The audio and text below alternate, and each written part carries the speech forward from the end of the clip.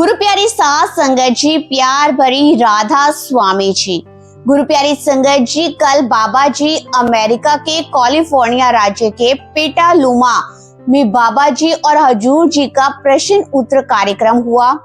आज हम वही नए प्रश्न उत्तर आपके साथ साझा करने जा रहे हैं। जब आप इन्हें सुनेंगे तो आप भी अपनी हंसी नहीं रोक पाएंगे। इतना आनंदमय वातावरण था कि हंसते हंसते लोगों की आंखों में आंसू आ गए। कल वहां बहुत अधिक संख्या में संगत पहुंची थी। सत्संग समाप्त होने के बाद ही एक ऐसी स्थिति बनी कि संगत को बाहर निकलने में काफी कठिनाई का सामना भी करना पड़ा। पूरी घटना हम आपको विस्तार से बताएंगे। इसे आप सभी से निवेदन है कि इस वीडियो को अंत तक अवश्य देखें, क्योंकि एक एक प्रश्न और उसका उत्तर हम सबके जीवन के लिए बहुत ही ज्यादा महत्वपूर्ण रखता है। वीडियो शुरू करने से पहले आप सभी भाई बहनों से विनम्र प्रार्थना है कि यदि आपने अभी तक हमारे चैनल को सब्सक्राइब नहीं किया तो कृपया करके आप हमारे इस चैनल को सब्सक्राइब जरूर करें और बेल आइकन पर क्लिक करके ऑल का चयन जरूर करें, ताकि हमारी आने वाली हर नई वीडियो सबसे पहले आप तक पहुंच सके। वीडियो को एक लाइक अवश्य करिएगा और प्रेम से राधा स्वामी कमेंट में जरूर लिखिएगा। तो चलिए बात करते हैं कल के कार्यक्रम की। कल पेंटालुमा में बाबा जी और हजूर जी दोनों ने आधी बाह वाली जैकेट पहन रखी थी।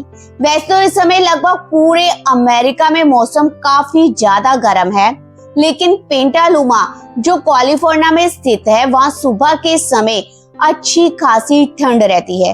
कल भी सुबह मौसम बहुत ठंडा था और वातावरण में हल्की हल्की ठंड थी। इसी कारण बाबा जी और हजूर जी जैकेट पहनकर ही सत्संग स्थल पर आए थे। इससे पहले हुनसन में भी कार्यक्रम जो हुआ था उसमें भी प्रश्न उत्तर कार्यक्रम में हमने आपके साथ साझा किए हैं। वहाँ मौसम बिल्कुल अलग था। वहाँ गर्मी और उमस इतनी अधिक थी कि जैसे इस समय भारत के पंजाब में या दिल्ली में होती है, वैसे ही पेंटालुमा का मौसम उससे बिल्कुल ही अलग था। कल सत्संग समाप्त होने के बाद संगत को बाहर निकल में काफी परेशानी हुई। इतनी अधिक संगत आई हुई थी कि सेवादारों के लिए व्यवस्था संभालना भी कठिन हो गया। चारों ओर भारी भीड़ थी। वाहनों की लंबी लंबी लाइनें लगी हुई थी। ट्रैफिक इतना ज्यादा अधिक था कि लगभग 1.5 घंटे तक लोगों को अपनी गाड़ियों में इंतजार करना पड़ा। लेकिन सेवादारों ने पूरी लगन और पूरी ईमानदारी के साथ अपनी सेवा निभाई। सबने मिलकर व्यवस्था को बहुत ही अच्छे ढंग से संभाला। लगभग 1.5 घंटे बाद धीरे धीरे सभी वाहन सुरक्षित बाहर निकल गए। बाबा जी और हजूर जी के जो कल कार्यक्रम हुआ प्रश्न उत्तर का, ऐसे पल आए जिन्होंने पूरी की पूरी संगत को खूब हंसाया। विशेष रूप से हजूर जी और बाबा जी के सहज प्रेमपूर्ण और हास्य से भरपूर बातें सुनकर ही पूरा का पूरा वातावरण आनंदमय हो गया। अब हम आपको वे प्रश्न और उनके उत्तर क्रमवार सुनाने जा रहे हैं।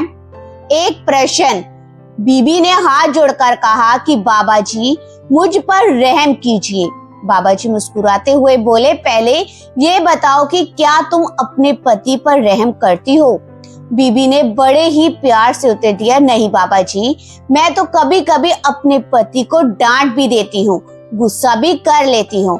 ये सुनकर बाबा जी मुस्कुराए और बहुत ही प्रेम के साथ बोले, बेटा पहले तुम अपने पति पर रहम करना शुरू करो, फिर मैं तुम्हारे ऊपर रहम करूंगा। जब तुम अपने घर में प्रेम और दया का व्यवहार करोगी तब तुम्हें भी उसी दया का अनुभव होगा।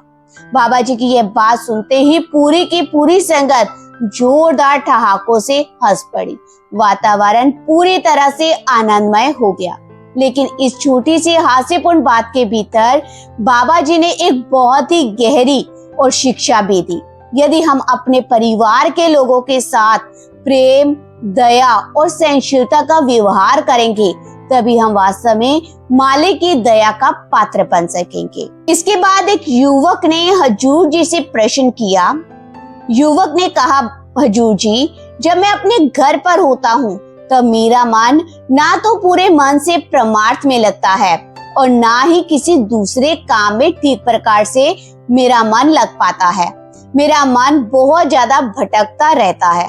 मुझे क्या करना चाहिए हजूर जी?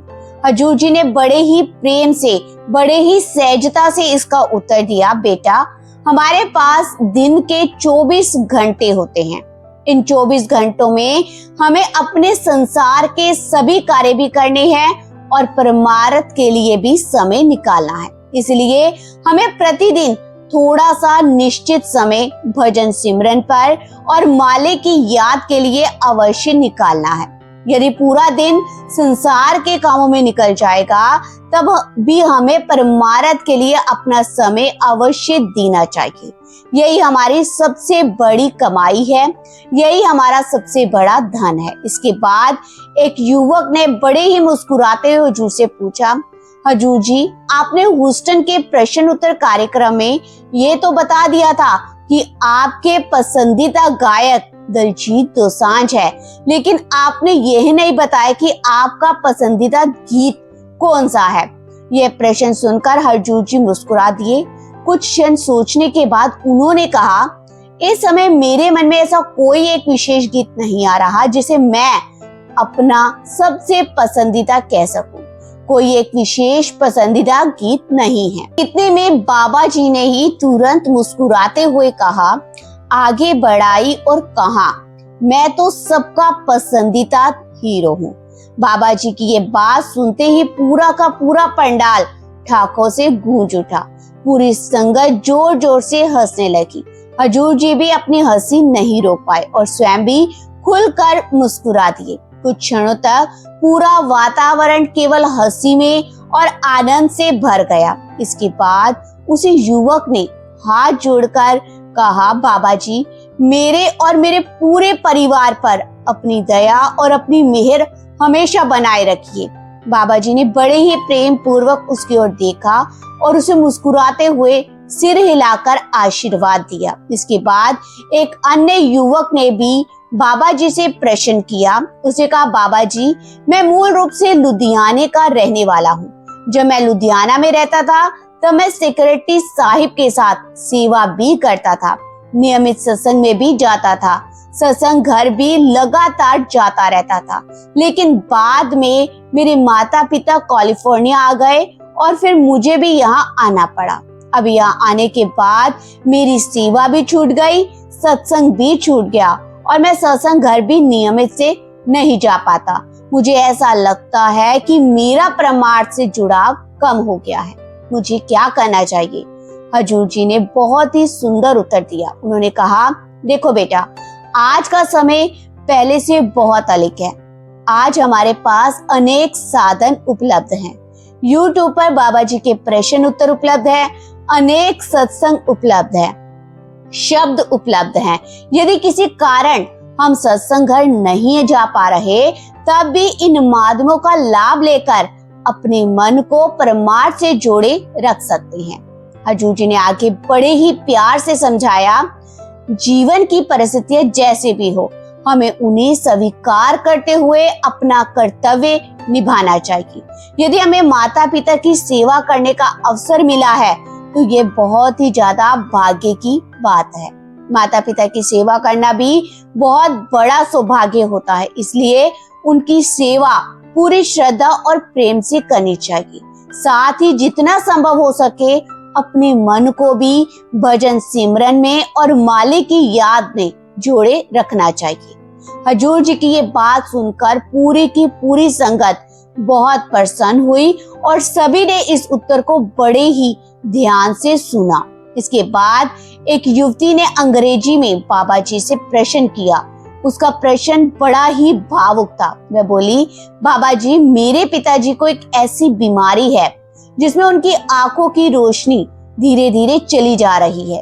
अब उसी बीमारी के शुरुआती लक्षण मुझ में भी दिखाई देने लगे हैं। मुझे बहुत डर लगता है, लेकिन मुझे आप पर पूरा विश्वास है। मैं आपको खोना नहीं चाहती। मेरी बहुत इच्छा है कि मुझे आपके चरणों से नामदान मिल जाए। मेरे कमरे में आपकी तस्वीर लगी हुई है और मैं प्रतिदिन उन्हें प्रणाम भी करती हूँ। बाबा जी, कृपया मुझ पर इतनी दया कीजिए कि मुझे नामदान मिल जाए। क्या मुझे नामदान मिल जाएगा बाबा जी? युवती की बात को सुनकर बाबा जी ने बहुत ही करुणा, बहुत ही प्रेम के साथ उसकी ओर देखा। फिर बाबा जी ने सिर हिलाते हुए कहा, तुम एक पत्र लिख दो, तुम्हें नामदान मिल जाएगा। बाबा जी के इन शब्दों को सुनते ही उस युवती के चेहरे पर संतोष और प्रसन्नता दिखाई देने लगी। उसकी आंखों में आशा और विश्वास झलकने लगा। बाबा जी के इतना कहते ही संगत के चेहरे पर भी खुशी दिखाई देने लगी। बाबा जी ने स्पष्ट शब्दों में कह दिया कि तुम पत्र लिख दो, तुम्हें नामदान जल्दी ही मिल जाएगा। सतगुरु के मुख से निकला हुआ एक एक वचन अपने आप में बहुत बड़ी कृपा माना जाता है। जब सतगुरु किसी बात के लिए अपनी स्वीकृति देते हैं, तब संगत उसे उनके आशीर्वाद के रूप में भी स्वीकार करती है। उस युवती के मन को भी बहुत बड़ा सहारा मिला और वह भावुक हो गई। इसके बाद एक लड़के ने बाबा जी से प्रश्न किया। उससे कहा, बाबा जी, जब भी मैं भजन सिमरन के लिए बैठता हूँ तो मेरा पूरा शरीर बहुत तेज तेज कांपने लगता है। मैं घबरा जाता हूँ। मुझे समझ नहीं आता कि ऐसा क्यों होता है।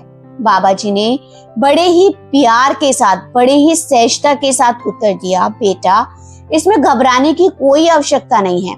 यह भी एक अवस्था होती है जब हम प्रेम से सिमरन करते हैं और हमारी सूरत ऊपर की ओर चढ़ने लगती है, तब शरीर में इस प्रकार के कंपन या कंपन जैसी अनुभूति हो सकती है। इसलिए इन बातों से डरना नहीं चाहिए, इनकी ओर ध्यान मत दो, तुम केवल अपना सिमरन करते रहो। समय के साथ यह सब अपने आप सामान्य हो जाएगा। उस व्यक्ति ने फिर कहा, बाबा जी, जब मैं ध्यान में बैठता हूँ तो मुझे ऐसा भी महसूस होता है कि जैसे मेरी आंखों में कोई सुई चुभो रहा हो। बहुत दर्द होता है। पिछली बार भी मैंने यही प्रश्न पूछा था और तब भी आपने मुझे केवल बैठते रहने के लिए कहा था। अब मुझे क्या करना चाहिए बाबा जी? बाबा जी ने बड़े ही मुस्कुराते हुए उसको उत्तर दिया, बेटा, वही बात आज भी है। तुम्हें बैठे रहना है। हमें इस बात में नहीं उलझना कि हमारे अंदर क्या हो रहा है और क्या नहीं हो रहा। हमारा काम है केवल भजन सिमरन करना।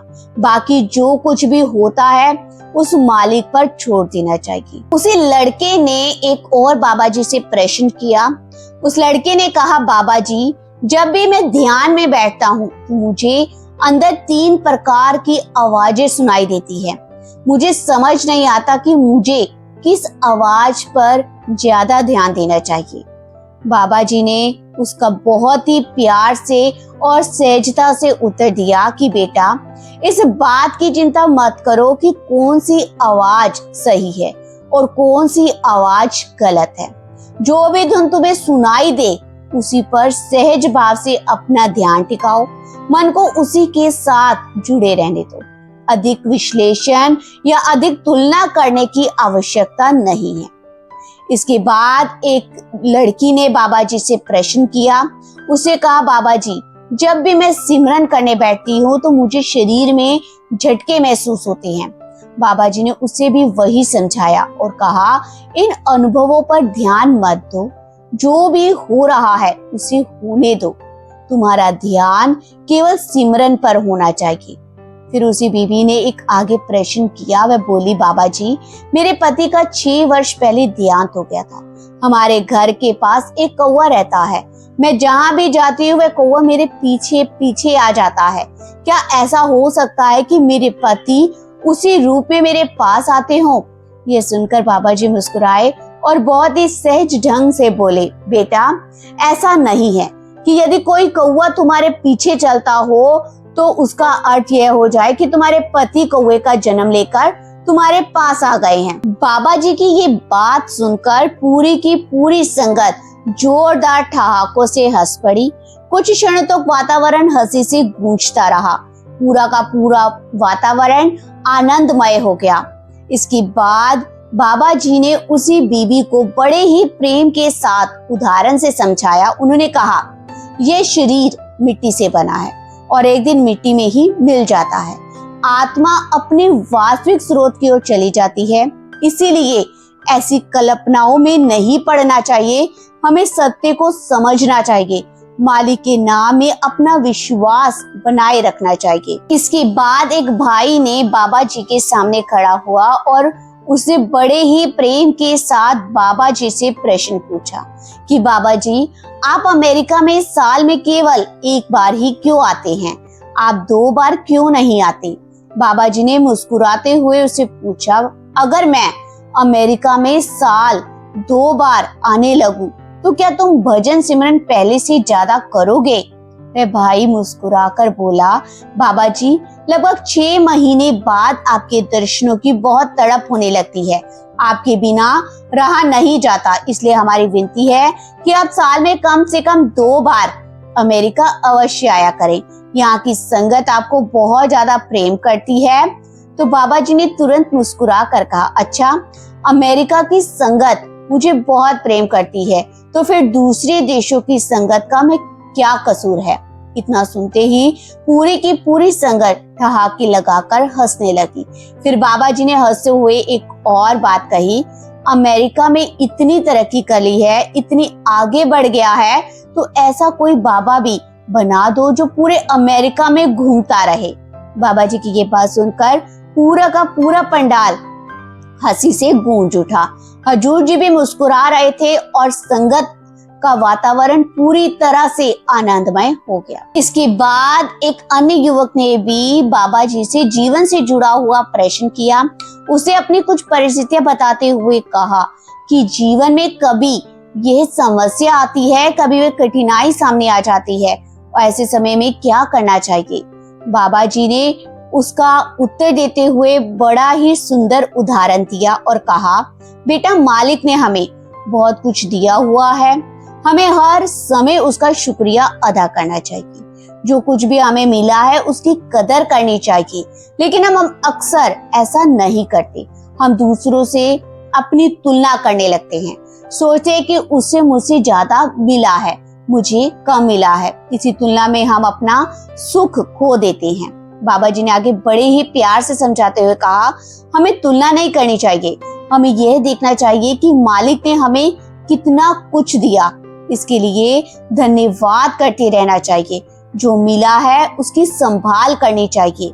इसके बाद बाबा जी ने पानी के गिलास का उदाहरण देते हुए समझाया, मान लो एक गिलास में पानी भरा हुआ है, यदि हम उसमें लगातार पानी डालते जाएंगे तो एक समय ऐसा आएगा जब वह गिलास भर जाएगा और पानी बाहर गिरने लगेगा।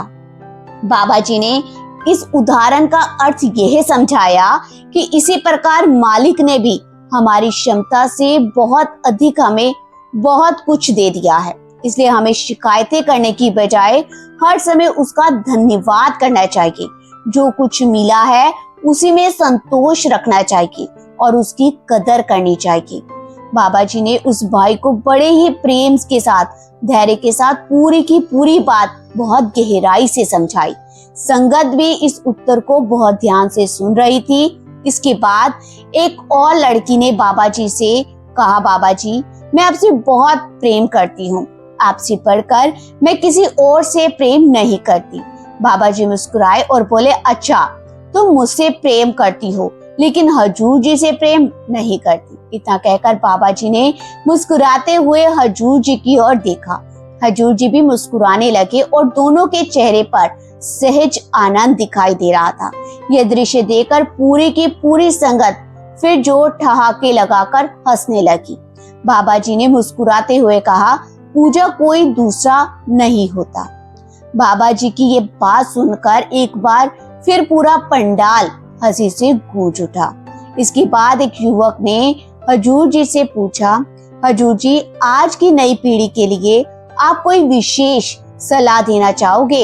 हजूर जी ने उत्तर दिया, सबसे पहले हमें आवश्यकता से अधिक तनाव नहीं लेना चाहिए, ओवर थिंकिंग नहीं करनी चाहिए, भविष्य में क्या होगा उसकी चिंता में अपना वर्तमान खराब नहीं करना चाहिए, हमें व्यर्थ की चिंताओं से दूर रहना चाहिए।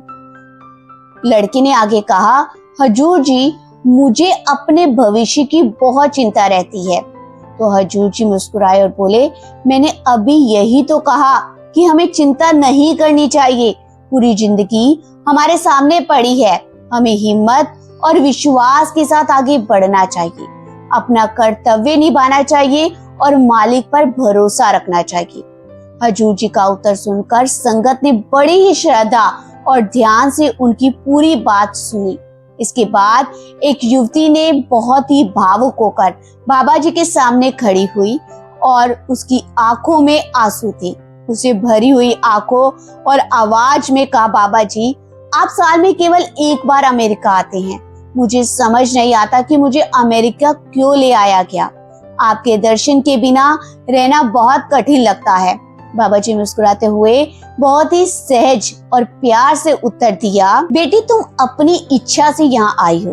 तुम्हें किसी ने अमेरिका आने के लिए मजबूर नहीं किया था। यदि तुम चाहती तो वहीं भी रह सकती थी।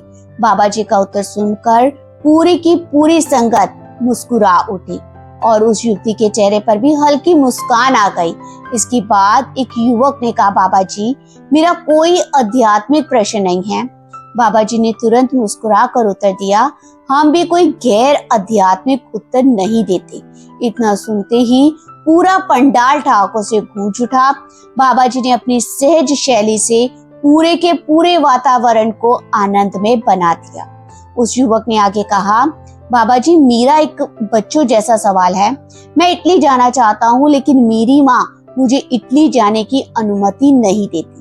मैंने उन्हें बहुत समझाया पर वे मानती ही नहीं। क्या आप मेरी माँ को समझा सकते हैं कि मुझे इटली जाने दे? बाबा जी मुस्कुराए और बोले, अच्छा, मैं तुम्हारी माँ को समझाऊं कि वे तुम्हें इटली जाने दे। यह सुनकर पूरे की पूरी संगत जोर से हंसने लगी। बाबा जी ने आगे कहा, अगर मैं तुम्हारी माँ से कहूँ कि तुम्हें भारत जाकर ब्यास में रहना चाहिए तो क्या वह मेरी बात मान लेगी? और अगर मैं तुमसे कहूँ कि तुम्हें वहीं जाना चाहिए तो क्या तुम तुरंत मान जाओगे? युवक मुस्कुराता रहा। तब बाबा जी ने उससे पूछा, तुम्हें अमेरिकी लड़कियां पसंद नहीं हैं? युवक ने उत्तर दिया, नहीं बाबा जी, मैं अमेरिकी नहीं हूँ, मैं तो कनाडा से हूँ।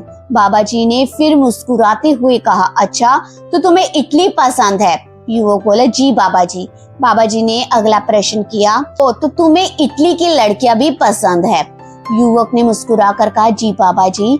तब बाबा जी हंसते हुए बोले, कहा, बस यही कारण है कि तुम इटली जाने के लिए अपनी माँ पर इतना ज्यादा जोर डाल रहे हो और शायद इसी वजह से तुम्हारी माँ तुम्हें जाने नहीं दे रही।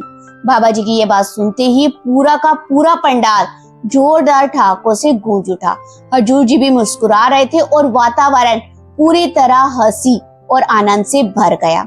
वास्तव में कल के जो प्रश्न उत्तर कार्यक्रम में बाबा जी ने गंभीर आध्यात्मिक विषयों के साथ साथ सहज हास्य के माध्यम से भी संगत को बहुत ज्यादा आनंद दिया। दूर दूर से आई हुई संगत इस कार्यक्रम का लंबे समय से इंतजार कर रही थी और सभी के चेहरों पर अपार प्रसन्नता दिखाई दे रही थी। आज पेंटालुमा में इसी चरण का अंतिम कार्यक्रम है। इसके बाद कार्यक्रम होनोलुलु में होगा और फिर वैंकूवर में आयोजित किया जाएगा।